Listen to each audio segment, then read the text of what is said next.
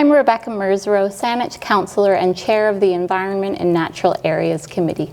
I'm pleased to announce the winner of the Volunteer Organizational Environmental Achievement Award in Saanich, the Swan Lake Christmas Hill Nature Sanctuary Volunteer Program.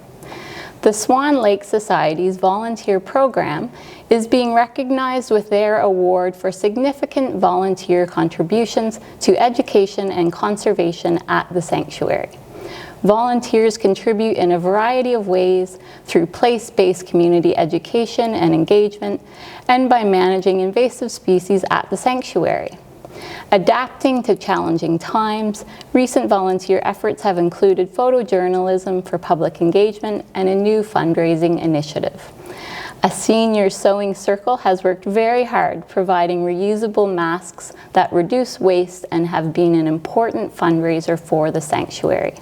In 2020, the sanctuary's volunteer program provided 3,635 volunteer hours, which is a significant contribution to conservation and the stewardship of these local natural areas.